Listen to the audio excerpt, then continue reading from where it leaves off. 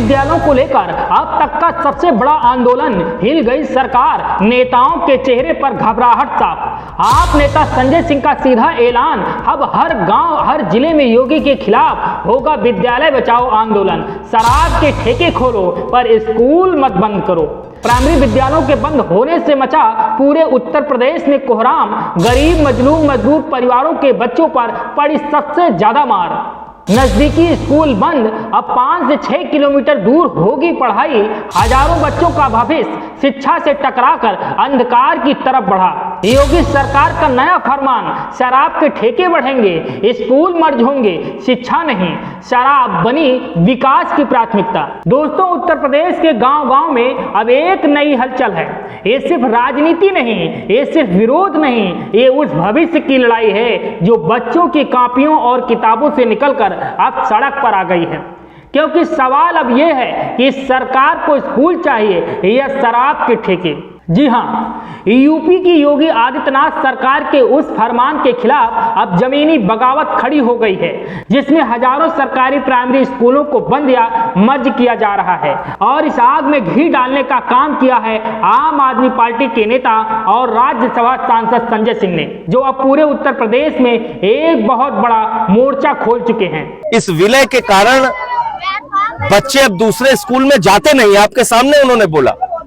तो अगर दूसरे स्कूल में नहीं जाते, इसका मतलब उनकी पढ़ाई बंद हो गई, उनका भविष्य बर्बाद हो गया। तो शिक्षा के अधिकार के कानून की धज्जियां उड़ाई जा रही हैं। यहां पे 1 किलोमीटर के दायरे में स्कूल होना चाहिए, यह शिक्षा के अधिकार का कानून कहता है। यह गारंटी है, भारत की सरकार ने गारंटी दिया है बच्चों को कि आपको शिक्षा के अधिकार कानून के तहत 1 किलोमीटर के अंदर स्कूल मिलेगा। और आपने स्कूल बंद कर दिया। इस बिल्डिंग का क्या होगा? यहां बीजेपी का दफ्तर खोलोगे? क्या करोगे इस बिल्डिंग का, जो जनता के पैसे से बना है? इस जमीन का क्या करोगे, जो शायद ग्राम सभा ने या किसी व्यक्ति ने दी होगी? मैं पूछना चाहता हूं योगी आदित्यनाथ जी से कि भारतीय जनता पार्टी के नेताओं के बच्चे 2 किलोमीटर रोज जाएंगे, 2 किलोमीटर रोज आएंगे, पैदल कर सकते हैं ये काम? मैं पूछना चाहता हूं आईएएस अधिकारियों से, मोदी जी से और हाई कोर्ट के जजों से, जिन्होंने फैसला दिया है, क्या आपके बच्चे इतनी दूर प्रतिदिन आना जाना कर सकते हैं?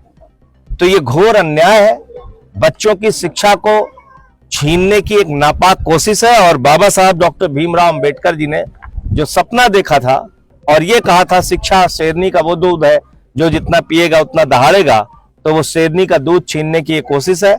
और सबको अनपढ़ रखना चाहते हैं योगी जी और मोदी जी और भारतीय जनता पार्टी के लोग।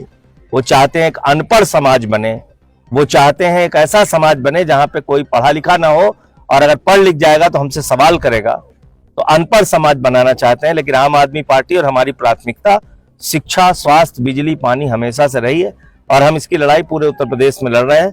हमारे प्रांत के अध्यक्ष, पश्चिम प्रांत के सोमेन ढाका जी और हमारे जिला के अध्यक्ष अंकुश चौधरी जी इस पूरे पश्चिम के इलाकों में अलग अलग जिलों में आंदोलन चला रहे हैं और हम सब लोग मिलके इस लड़ाई को आगे बढ़ाएंगे। मैं 21 तारीख से संसद चल रही है, वहां भी ये मामला उठाऊंगा, सुप्रीम कोर्ट में भी इसकी लड़ाई लड़ूंगा, सड़क पे भी लड़ाई लड़ूंगा। तो सड़क, संसद और सुप्रीम कोर्ट हर स्तर पे बच्चों का स्कूल बचाने की लड़ाई लड़ेंगे। अच्छा, ये तो योगी सरकार की कानून व्यवस्था को, उत्तर प्रदेश सरकार की कानून व्यवस्था पर क्या कहेंगे? कानून व्यवस्था नाम की कहाँ चीज बची हुई है?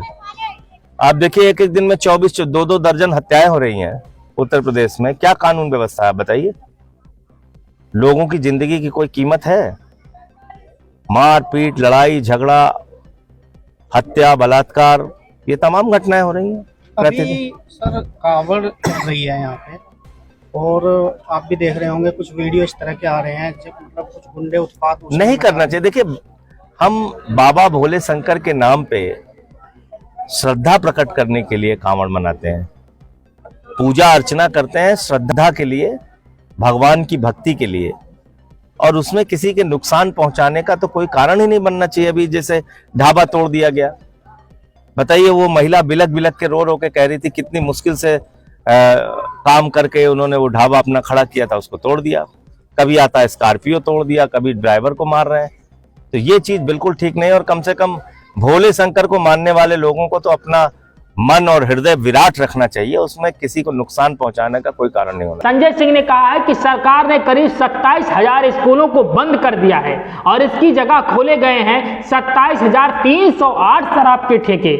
और इन्होंने अब ऐलान कर दिया है कि जब तक ये आदेश वापस नहीं होगा तब तक ना संसद चुप बैठेगी, न सड़कें और ना ही गांव का बच्चा। आप नेता गांव-गांव जाकर बंद हुए प्राइमरी स्कूलों में ग्रामीणों और बच्चों के साथ प्रार्थना कर रहे हैं। मेरठ से लेकर जौनपुर, आगरा से लेकर अंबेडकर नगर तक हर जिले में संजय सिंह की अगुवाई में विद्यालय बचाओ आंदोलन की लहर फैल रही है।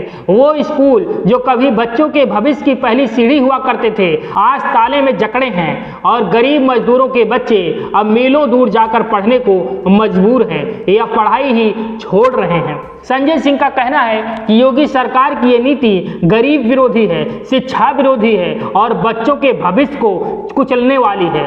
सवाल भी जायज है कि अगर सरकार के पास शराब की दुकानों के लिए पैसे, प्लानिंग और जगह है तो फिर बच्चों की पाठशालाओं के लिए क्यों नहीं। उनका यह भी दावा है कि सरकार शिक्षा के नाम पर पैसा बचा रही है, लेकिन शराब के जरिए राजस्व बढ़ाने की दौड़ में आम जनता के बच्चों को कुर्बान कर रही है।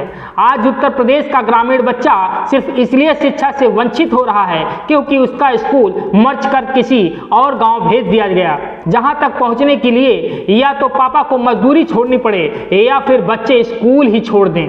और आपने साफ कर दिया है कि अगर ये स्कूल मर्ज करने वाला फरमान वापस नहीं लिया गया तो अगला आंदोलन संसद के भीतर भी होगा और सड़क पर भी होगा और अगर जरूरत पड़ी तो सुप्रीम कोर्ट का दरवाजा भी खटखटाया जाएगा, क्योंकि ये मामला सिर्फ स्कूल का नहीं, ये मामला संविधान के उस अनुच्छेद 21A का है जो हर बच्चे को 6 से 14 साल तक मुफ्त और अनिवार्य शिक्षा का अधिकार देता है। अब सवाल सरकार से है, क्या वह बच्चों की किताबों की कीमत पर शराब के ठेके चलाएंगी? क्या वो बच्चों के भविष्य की नींव को गिराकर अपने सत्ता के महल को ऊंचा करना चाहती है? क्या योगी सरकार गांव के उन गरीब बच्चों की चीख सुन पा रही है जिनका स्कूल अब कहीं और भेज दिया गया या हमेशा के लिए बंद कर दिया गया है? विपक्ष इस मुद्दे पर सियासी हमला तेज कर चुका है। आप मैदान में हैं, सपा और कांग्रेस भी इस फैसले को गरीब विरोधी बता रही है और अगर जल्द कोई बड़ा बदलाव नहीं हुआ तो ये स्कूल मर्ज एक ऐसा चुनावी तूफान बन सकता है जो 2027 के विधानसभा चुनाव में बीजेपी की जड़ें हिला दे। तो देखना यह होगा कि योगी सरकार अपने इस फैसले पर पुनर्विचार करती है या फिर उत्तर प्रदेश की राजनीति में यह स्कूल बनाम सत्ता की जंग एक नई इबारत लिखती है। हम आपके साथ जुड़े रहेंगे क्योंकि ये सिर्फ एक शिक्षा नीति की कहानी नहीं, ये उत्तर प्रदेश के उस हर बच्चों की कहानी है जो कल डॉक्टर, इंजीनियर, नेता या शिक्षक बन सकता है अगर आज उसे एक खुला स्कूल और एक खुली किताब मिल जाए। Bureau report, DK Tripathi, Saam TV digital, Uttar प्रदेश।